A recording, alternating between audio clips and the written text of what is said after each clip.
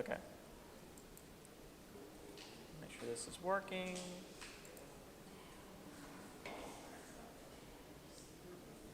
Is it working?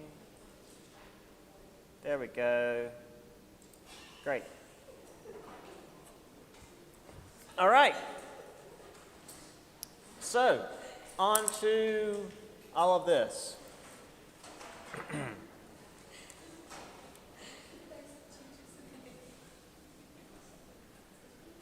So let me just get these split up.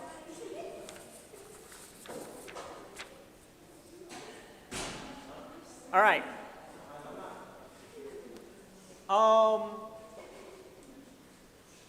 Who was the president at the start of the Great Depression? Hoover. What were the slums named after him? Hoovervilles. There isn't actually a question about Hoover, but there is a question about Hoovervilles. So you're going to need to obviously know who it was, because if you think it's somebody else, the name isn't going to make sense. Yeah, the question is, what was the derisive name for the slums put together by the homeless at the start of the Great Depression, implying the president was making things worse? So you're going to kind of need to know it was Hoover, obviously. All right. That's literally just the first question. Okay. Now, this next one's going to be a few specific things. Actually, the first part of the test is a lot of like little specific acts and corporations and stuff, because that's the best I can get as far as the Great Depression. So let's see what all you remember. So starting with Hoover. What was the name of the system that Hoover put together as the Depression wore on, aiming to support banks, railroads, and insurance companies? Wait, I missed one. Go back. Wow, I'm bad. We're just starting out. What system did Hoover put into place right at the start of the Depression, 1929, that raised agricultural prices and aided farmers? So this is the one for farmers. This is Hoover. So don't go into the New Deal yet. We're not there. This is right at the start. This is Hoover. This is for agricultural prices and farmers. Yes, it's right there in the name. Agricultural, let's see if I can spell, Agricultural Marketing Act. It raised agricultural prices and helped farmers. It's agriculture. It's there in the name. Great. Now the other one that I said, because I was getting ahead of myself. System that Hoover put into place, supported banks, railroads, and insurance companies.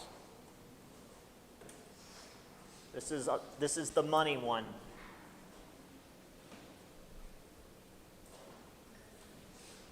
It also worked. It was a much smaller version of what Roosevelt would do with the New Deal later on, in terms of like building things.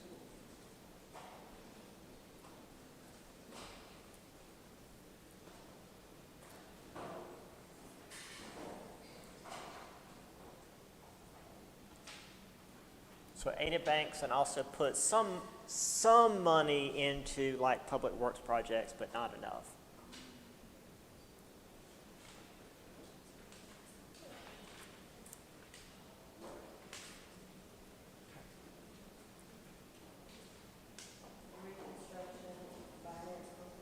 Yep. Reconstruction Finance Corporation. I can't. Construction. I'm not awake yet. Finance Corporation. And again, these are just like smaller versions of what we would see later with FDR. In fact, like again, this one is actually both what this is multiple things we'd see with FDR with the various construction projects, and then also his bill that like tried to repair the banks. But it was just too little, period. It was just trying to do too much with not enough money. All right. To the Midwest. Okay, yeah, my next short answer is about Roosevelt. So, the event in the Midwest saw millions of farmers migrate out in order to escape the blowing sand, which destroyed crops and livestock. The Dust Bowl. That one's pretty easy. It's not some weird, like, real specific act. That's just like an event that happened. Still talking about the Dust Bowl. What name was used for migrants heading west due to said Dust Bowl, or as I called it, the aforementioned natural and somewhat man-made disaster? What was the name used for these migrants by the Californians who were dealing with them showing up? It's kind of a weird term. I mean, it's weird today. It's a very 1930s term. That's how I see it.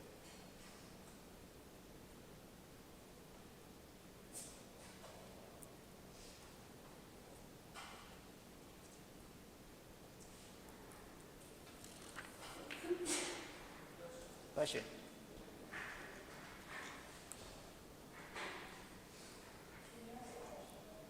Yes. The name used for migrants heading west due to the Dust Bowl.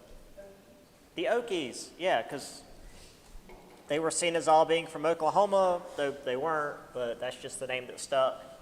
And like I said, that's a real weird name, but when you think back to the 1930s, like, yeah, that's a 1930s nickname. Oh, you're a bunch of Okies. Like, yeah, all right, I guess.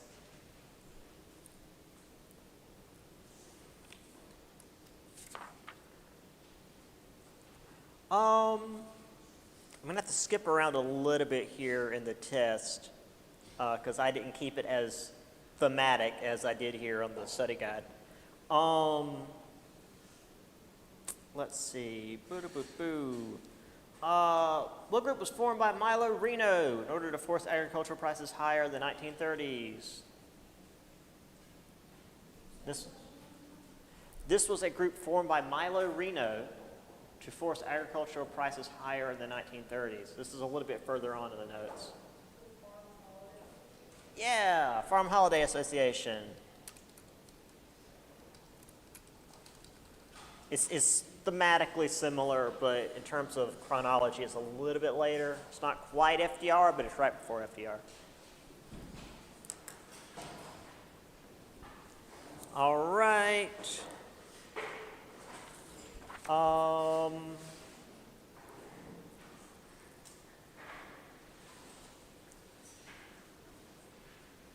guess I'll put this here. I don't know where else that I would put this, so I'm just going to put this in with the Midwest for some reason. So the Depression was still going. I mean, it's going to be going until literally the end of this chapter.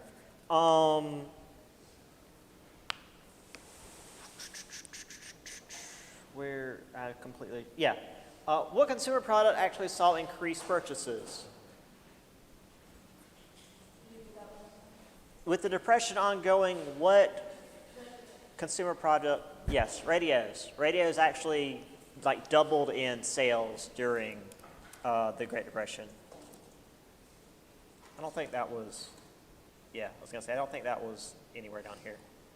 All right. On to strikes.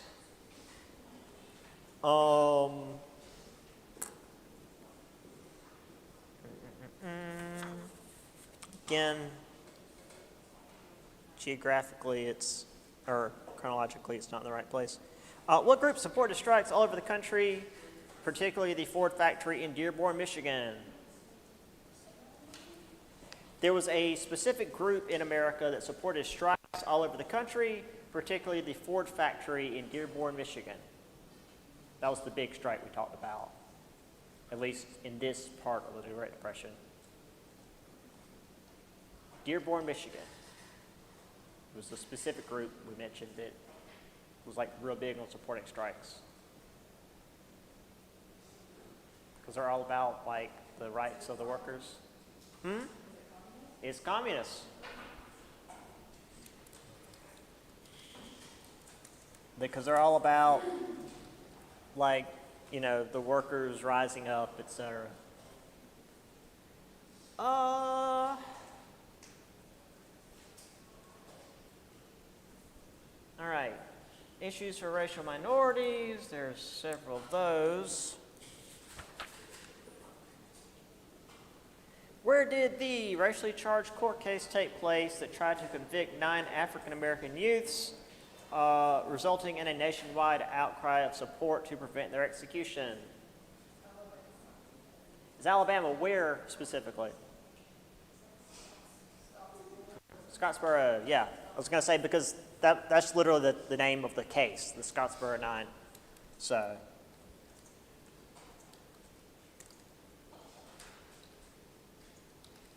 did I misspell that? Oh, I did. There's 2 S's. 2 T's, rather. Scottsboro.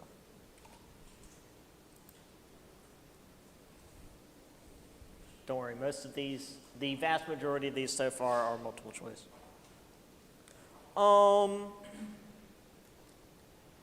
Also, what colonial people under American rule were given independence in 1934, but their immigration to the United States was restricted? So they were a people that were actually under American colonial rule, which you talked about, not last chapter, because that was last chapter was World War I. Like 2 chapters ago, it wasn't Cuba. They weren't under our colonial rule. That was a different. The Philippines, yeah. Because like, oh, you can have freedom, you can be independent, but also you can't come here now. Yeah, or technically the Filipinos. The people are the Filipinos, but yeah, the Philippines were like a colony under the U.S. And then we granted them independence in 1934, then also told them they can't come here anymore.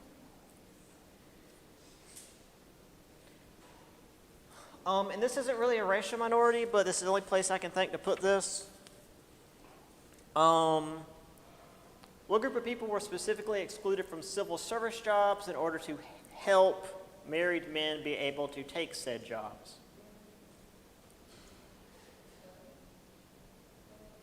Married women, yes.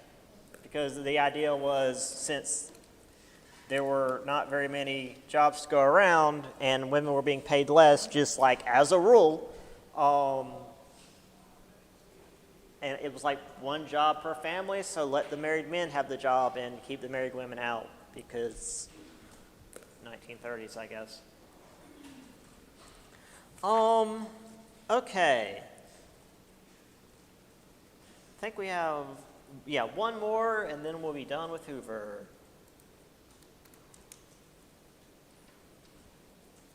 So, what was the name of the group that marched on Washington in 1932 to demand the promised $1,000 for fighting the First World War?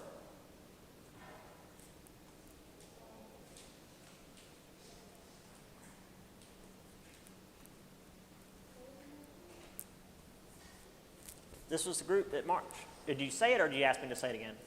Yeah, okay. The group that marched on Washington in 1932 to demand the $1,000 promise for fighting the First World War. They were, or as I said here, the veterans to demand their payment from the government. There was a specific name for the bonus army, yeah, because that was a $1,000 bonus that they were promised. But not until like 1945. They're like, yeah, that's great, but we need money now. I'm going to turn my volume down, or just off. All right.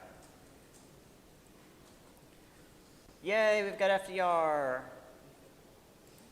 Things are slowly going to get better. All right. So starting with FDR, what was the name of Franklin Roosevelt's strong-willed, gun-toting wife who, there on the study guide, was known for not being well-behaved? Eleanor.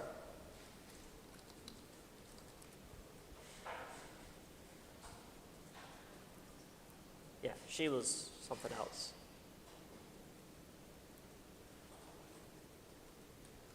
All right.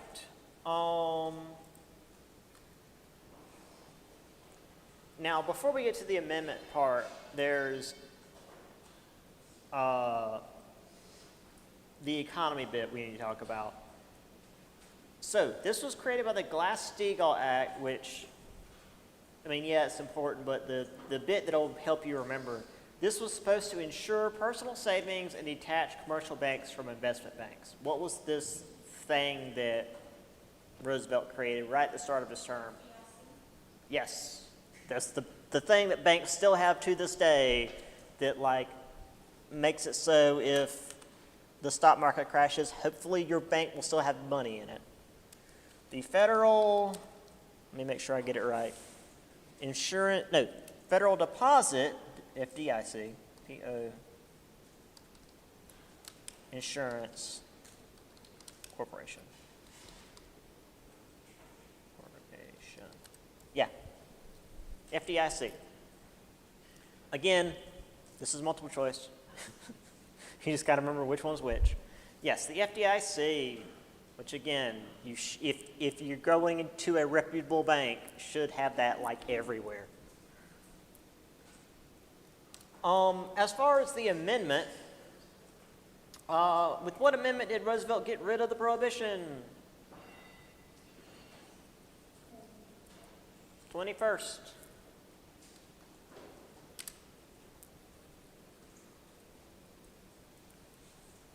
And it did actually help the economy because they weren't having to enforce the prohibition, and now they could just tax alcohol sales. So it just helped everybody.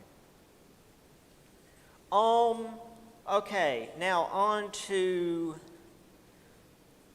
which to me is like the biggest part of the test, although it's just 4 questions, but it's 4 questions back to back that are all about these various agencies and projects that Roosevelt put together to try and make the New Deal work. So, let's try and keep these separate. Again, all multiple choice, but it's an easy 4 questions for me to make multiple choice, so I had to do it. All right, and these are the 4 that to me were most important. So, the agency created during the New Deal put millions to work building dams and supplying electricity to millions of farmers. Not the public works, no. This was specifically building dams and supplying electricity. Agricultural adjustment? Also no. Building dams to supply electricity. Hydroelectric dams. So you would need water. Where would there be a lot of water?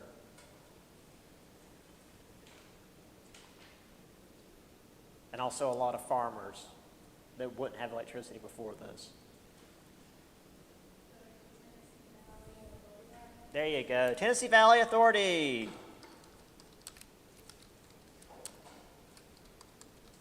This was something that I had like briefly mentioned since basically the start of the semester, is not, or at least since Edison. It's like just because electricity existed didn't mean everybody had electricity. And it wasn't until Roosevelt that many, many farmers actually had electricity because of this. So yeah, Tennessee Valley Authority, because it's a lot of rivers, and the valleys are real good places to put hydroelectric dams because you've got, the slope, and it's just easy to put a dam there and make electricity. Okay, so remember that one is the electricity one. All right.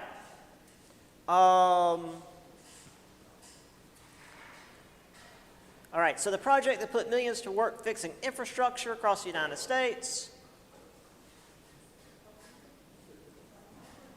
What's that? That was the Public Works, yes, because infrastructure is like roads and bridges and stuff.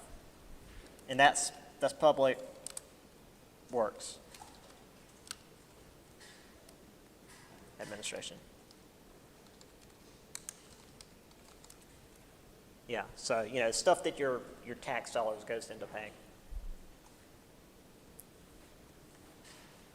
Which is to say, just filling potholes every year. As much as people complain about it down here, if you've ever been north, they've got real potholes that will, tear up your car. Those potholes are awful. Okay. This is an easy one, at least for me. This program was aimed specifically at young men, ran with the efficiency of the military because it was literally run by the Army. And the name sounds like something that would be part of the Army. Yes. And it's literally multiple choice, so you would have gotten it just from that. Because does anybody have the full name? But yes, you would have gotten it from that because it's multiple choice. Does anybody have the full name? Civilian Conservation Corps? Yeah, there you go. Civilian Conservation Corps, CCC.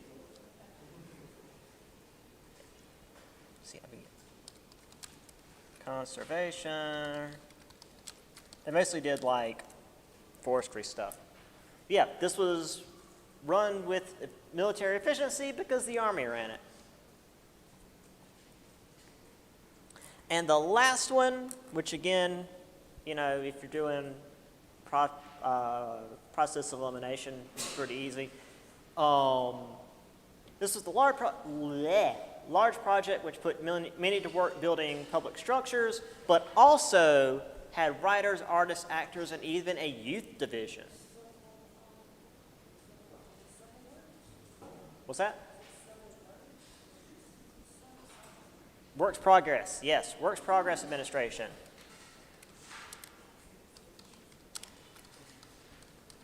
And admittedly, I get this one and Public Works mixed up because, the names.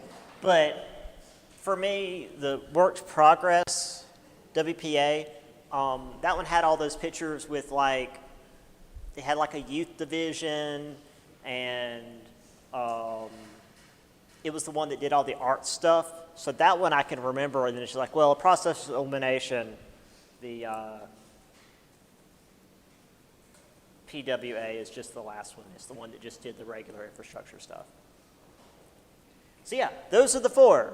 Electricity, infrastructure, the one that was run the Army, which did basic forestry and cleanup stuff. And then the one that also did some infrastructure, but mainly for me, artsy stuff and culture. So yeah, remember these.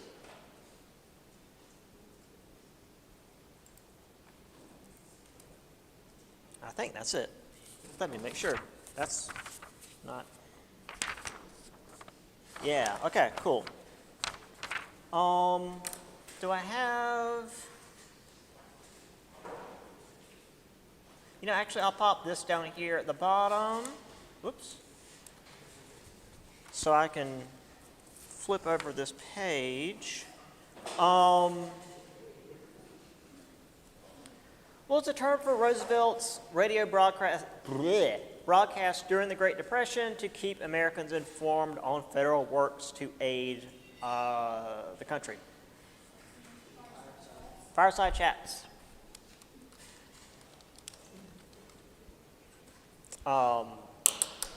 Churchill also had those during the Blitz. I'm going to do one more so I can just flip this page. Was established in 1935 to provide retirement payments to workers once they turn 65. Social Security, very good. Y'all are on fire. I can put this one over here now. Great. All right, so Roosevelt had a number of people who disagreed with his New Deal.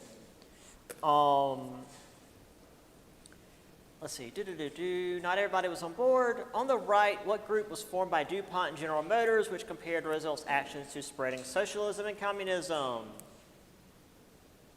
So this was formed by DuPont and General Motors. What's this group? Despite the name, nobody really cared what they thought.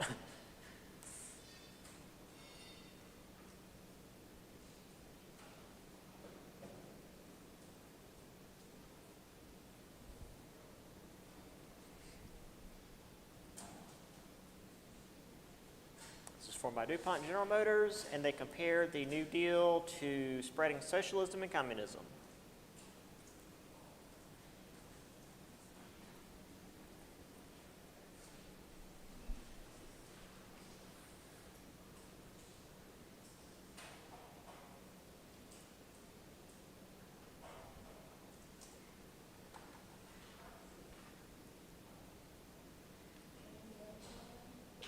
What's that? Oh, say it again. This was a group formed by DuPont and General Motors, and they compared Roosevelt's actions to spreading socialism and communism. Obviously, they opposed the New Deal.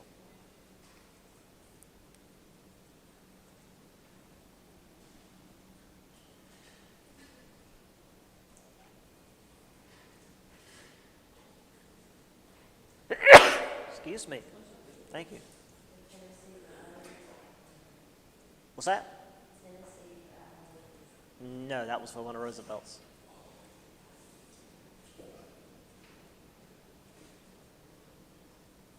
Well, this is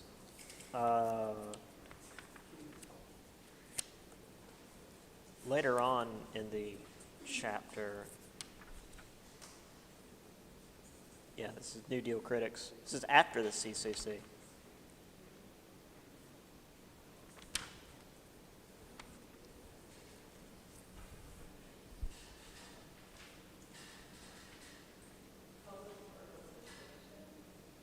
What's that? No. Let's give you this one. They were called the Liberty League, which, despite that highbrow sounding name, nobody really cared about them. And so they just kind of went away. Because, I mean, when corporations are doing something, you know it's not sincere. Now, we talked about a number of people who opposed Roosevelt, and I told you there was only one that was really important. Which is to say the one that I'm going to talk about. They were all important, but the one was important for the test. The Catholic priest who organized the National Union for Social Justice and used radio broadcasts to spread his message.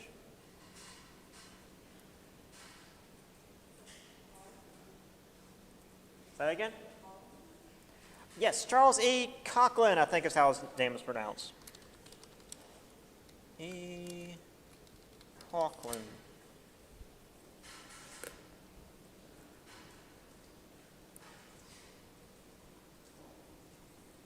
All right, just a couple more before we move on to World War II. What kind of strike occurred at General Motors plant in Flint, Michigan, where the strikers stayed inside the plant to shut it down?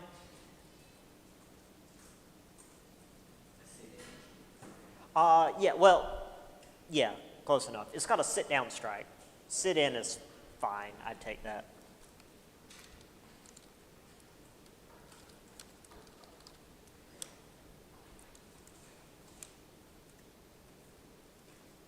Since there isn't exactly any major spelling here, that one is the short answer. But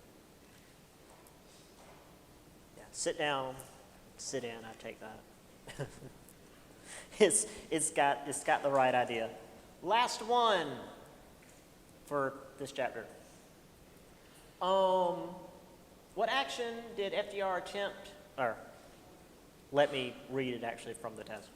Towards the end of the 1930s, what action did Roosevelt try to take to guarantee the passing of New Deal legislation, but only got him in trouble with conservative congressmen? The court packing plan. Yeah.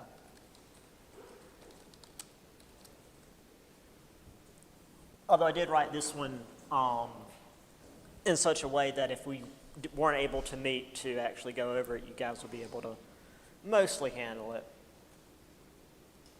But yeah, he tried to pack the Supreme Court and got in trouble. All right, on to World War II. All right, so,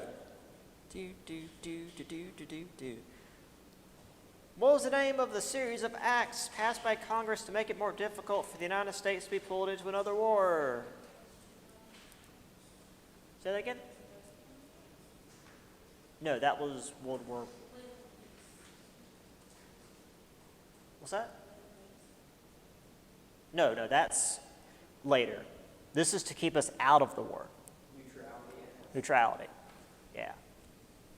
Try to keep us neutral. We will get to the Lend-Lease in just a few questions. That was important, so it is on the test. Don't you worry. Let's see. Boo-da-boo-boo.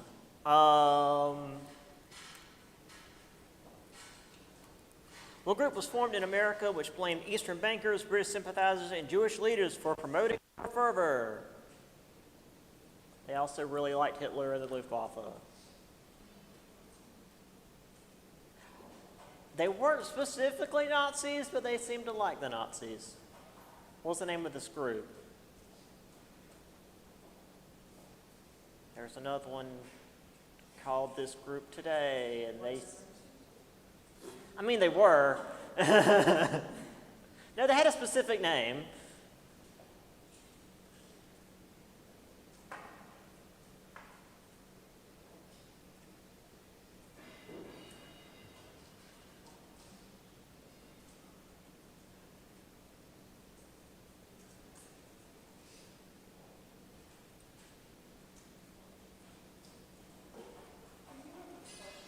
Yes, I can. This group that was formed in America, which blamed Eastern bankers, British sympathizers, and Jewish leaders for promoting war fervor. Their big thing was trying to keep America out of another world war, and they also really liked Hitler. Like, they concerningly liked Hitler. America First Committee.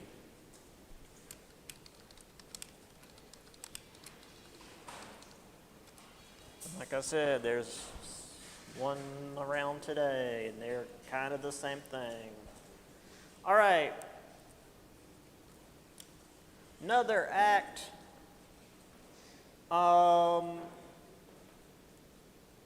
was the act passed in 1941 which sent weapons and supplies to Britain? Lend-Lease. This one like just completely circumvented the Neutrality Acts.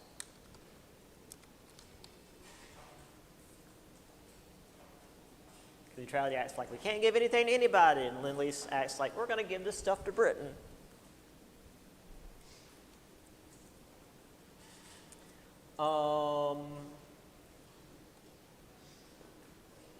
Oh, that one was actually supposed to be down at 2. It's okay.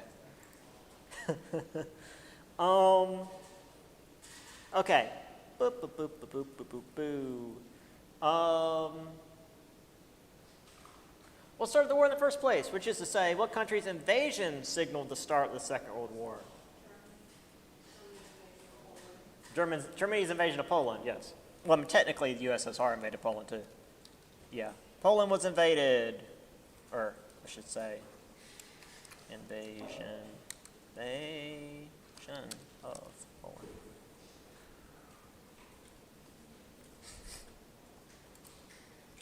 shouldn't just write Poland. That implies that Poland did something. All right.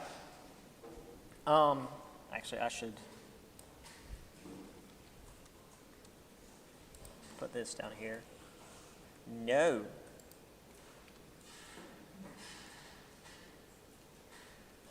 Okay, Lend-Lease Act is down here now. For goodness sake.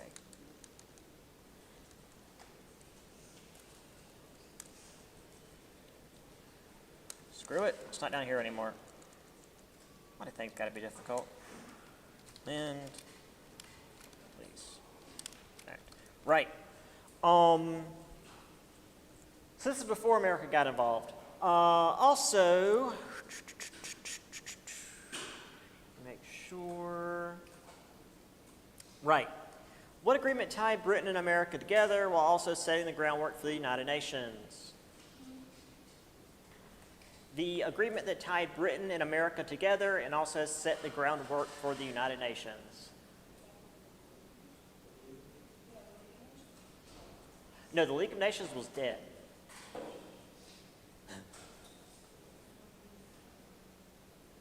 This was specifically an agreement between America and Britain during World War II that set the stage for the United Nations. This was after Lend-Lease and America and Britain were working together more closely, and they made some agreements that eventually did set the stage for the United Nations. League of Nations was just kind of a prototype. Say that again? Yes, very good.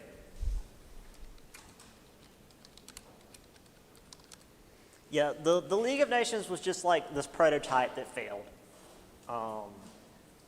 The Atlantic Charter is like, I think, part of the founding documents of the UN.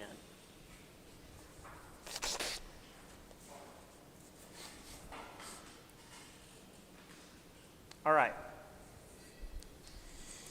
Let's see, is there anything else I can do here?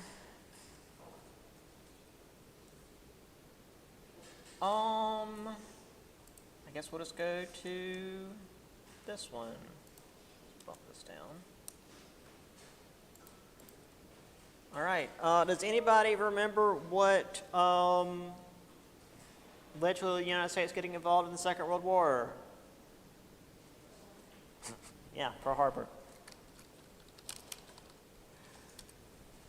That one's, hopefully everybody remembers that. Okay, so quite a few we can put in here, and this is really pushing to the very end of the war, and then we're going to go back in time and go back to Europe. So, where did the first major victory for the U.S. in the Pacific occur?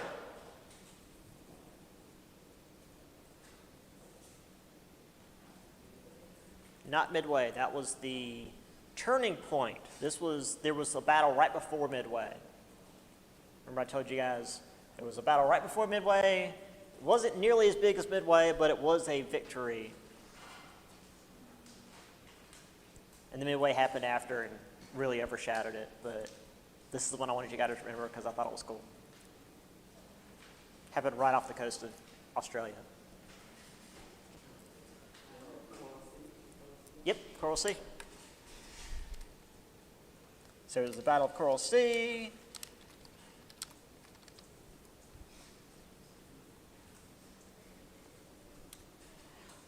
And then Midway happened, which for those of you in my 104, Midway is the one you guys need to know, FYI. What Japanese city was repeatedly firebombed, resulting in the death of more than 330,000 civilians?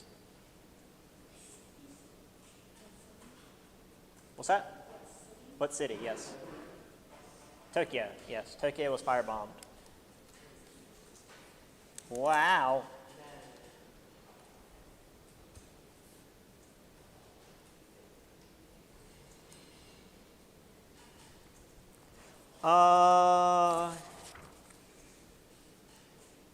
And let's just go right to the end. What scientific project was responsible for the creation of the atomic bomb? Manhattan Project.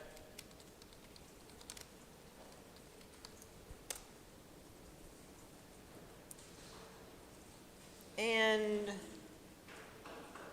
what city was the first to ever be hit by an atomic weapon? Hiroshima. All right, I think that's it for the Pacific. Okay, back to Europe and back in time. Where did the majority of the fighting take place early in World War II? The Soviet Union. Yes, they were the ones bearing the brunt of the war. Let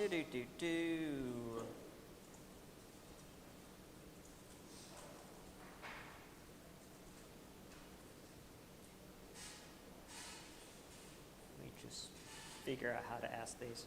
What was the name of the agreement that intended to set up governments in Eastern Europe after the war, leading to tensions with one of the major members? So the agreement that was going to set up governments in Eastern Europe, and a certain member of the group wasn't too happy with it.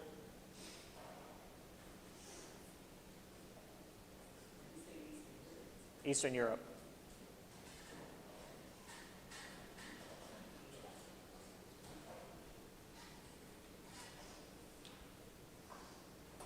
Well, actually, before that, you know what? Let's back up. Who were the big three? Who were the allies in World War II? Yep. France was dead. America, Britain, and Russia. Correct. America, Britain, USSR.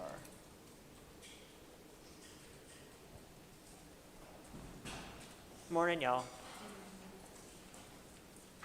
Can I bring Thank you you. my papers tomorrow? Yeah, that's fine. Okay. I'll be here. Okay. So, what was the agreement that set up governments in Eastern Europe, which caused tensions with one of the members that wasn't happy about governments being set up in Eastern Europe?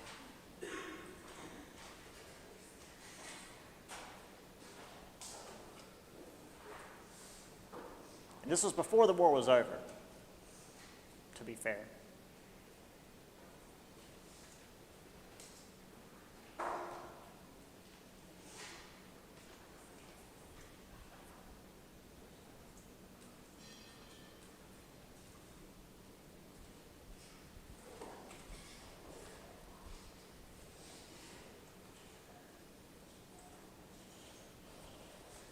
It was at a conference of the same name.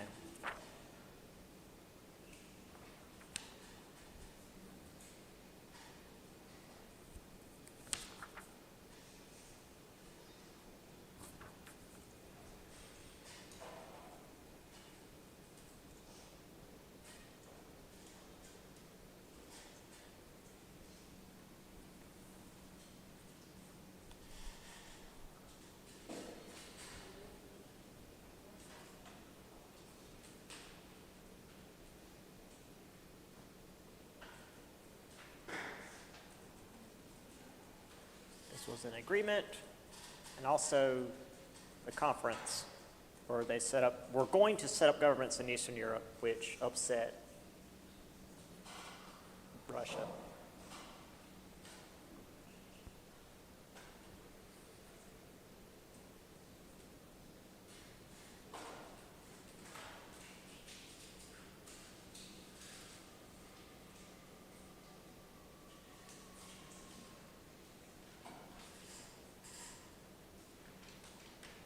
I think there's only two we really talked about.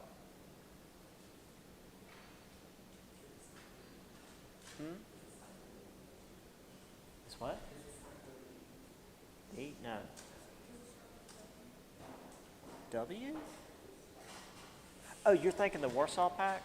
That created Poland. That was part of this agreement, so you're close.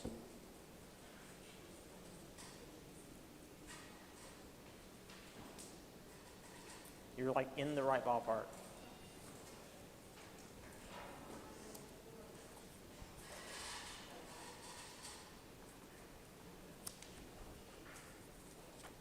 See if I can. Not used to there being forklifts in the hallway.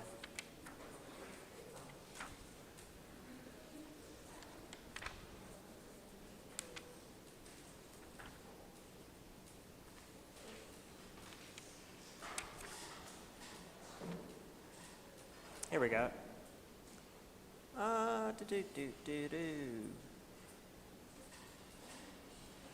Yeah, this was after the war in the Pacific part of the notes.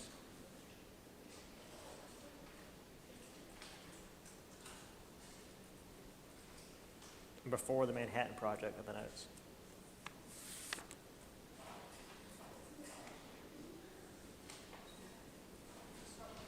Yes. Yes. Very good. We got there. The Yalta Project, or Yalta Agreement. Yalta Project. Yalta Agreement. Which was, according to this, loosely worded, and there were some issues after the fact. But we'll talk about that tomorrow during movie day. For those of you that show up. Right. Okay. Finishing the war. What was the final push by German forces at the end of the war in Europe? The final push by the Germans. Big battle in the West.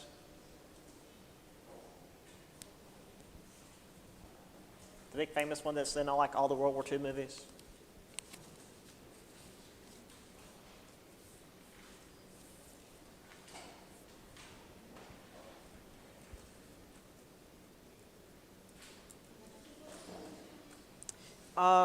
The final push by the German forces at the end of the war in Europe.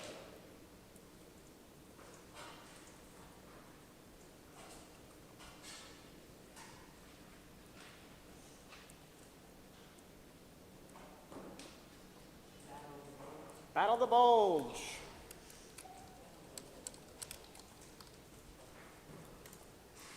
And finally,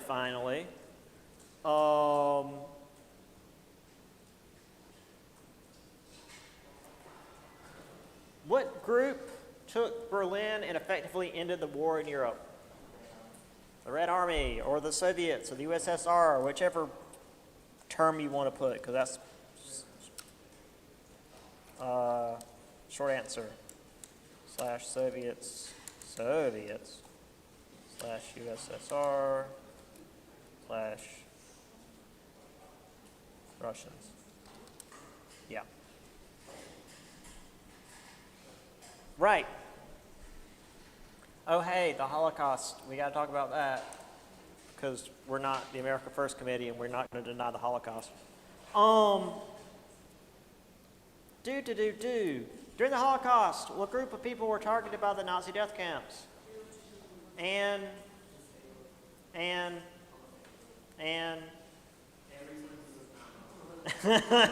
pretty much. I mean, not to laugh at that, but yeah, Jews, disabled, homosexuals, communists, Slavs, actually, Romani,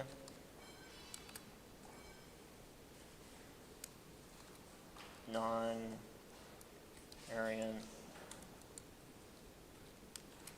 Yeah.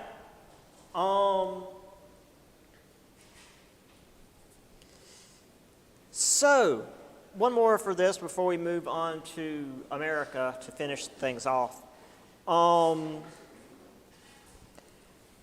How did American immigration handle these targeted groups trying to flee Europe during the Holocaust? Send them back. American immigration did not relax restrictions because anti-Semitism. That S is supposed to be capitalized. That's my fault. There. All right. Back to America. And then we'll be done. Just a few questions here. All right.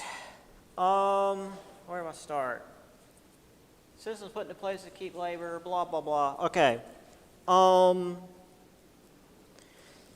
System put together to ensure that labor and management work together, even allowing government to take over if a plant did not follow governmental decisions. Blech. This was during the war, obviously. I mean, this is all during the war.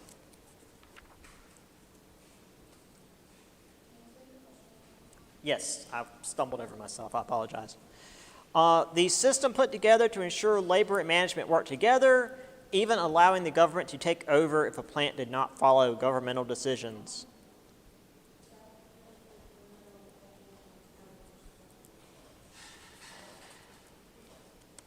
It did eventually set hours and such, yes. What was it called?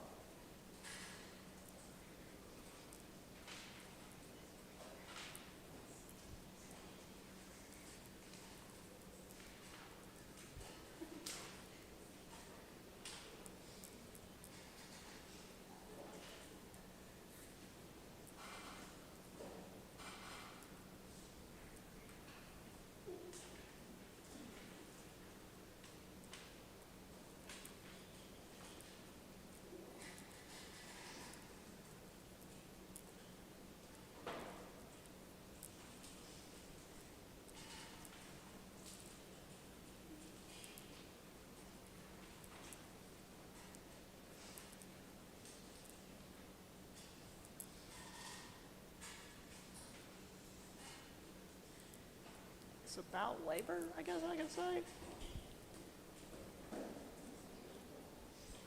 What's that? I mean, it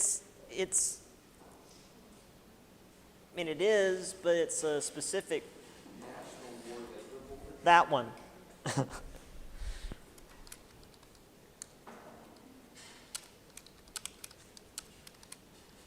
Yeah, it was a specific board put together during the war. All right. We'll set up to maintain a level of patriotism and contribution among U.S. civilians. This is a bit more patriotism and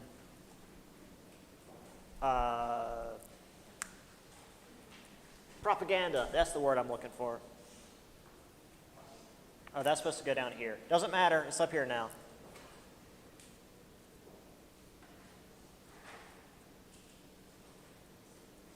This was set up to maintain patriotism and contribution. Bring your extra tin down to the tin collecting station. And all that other stuff.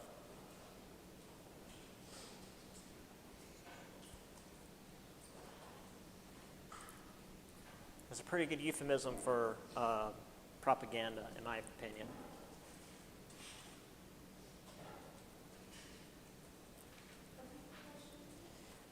This was wrong one. Set up to maintain a level of patriotism and contribution among U.S. civilians. So keep everybody eager for the war and also contributing whatever they had to the war.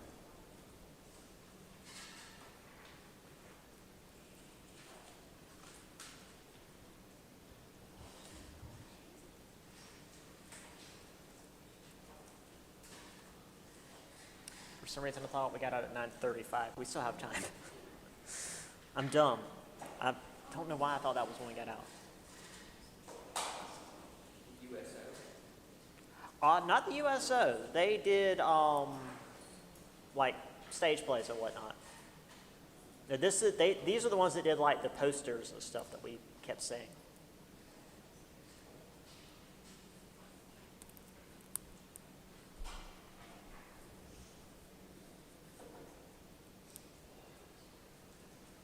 I should have put the USO on the test, though. That would have made a good question.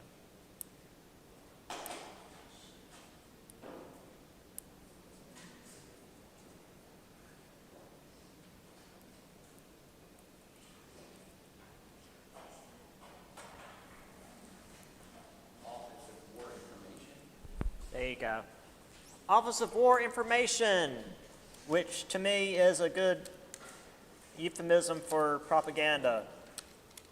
Here's some information for you civilians to have.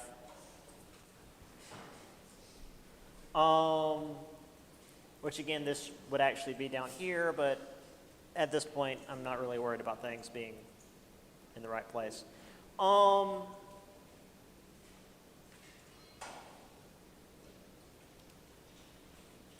Was created by executive order by FDR in response to the threat of a march protesting racial discrimination in 1941.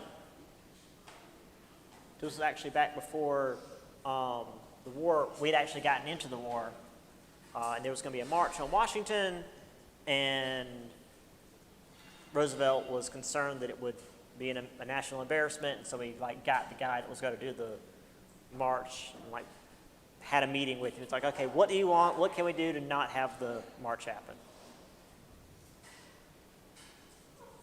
What are your goals? Can I give them to you so you don't have the march? And this was the result.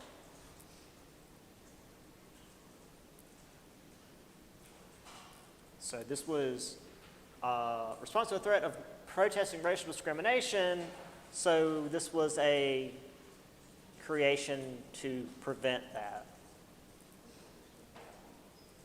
So to appease that, I should say, not to outlaw it. That would be the opposite of what we wanted.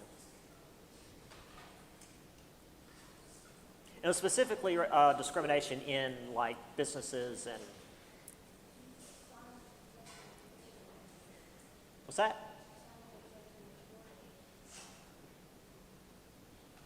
I can't understand you.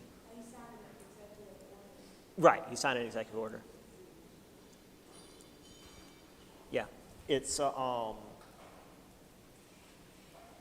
it's a committee he put together, and it's specifically to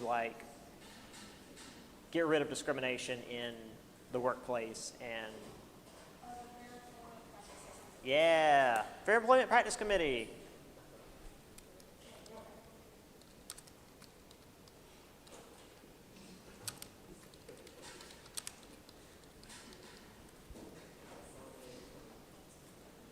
All right, just a couple more before we get to the end here. What was the name for the woman created in propaganda in order to encourage women to go to work and to aid the war effort? The one that they still show today because she was real cool looking. The woman created in propaganda posters to encourage women to go to. Say that again? Yeah, everybody said it just a little off and it got jumbled. Rosie the Riveter. Speaking of women going to work, what was the nickname for the children who were often left home during the war? Yeah, because the men were off to war and the women were working, and there weren't a lot of places to send kids. This was a nickname because they get off school and have to just go home and.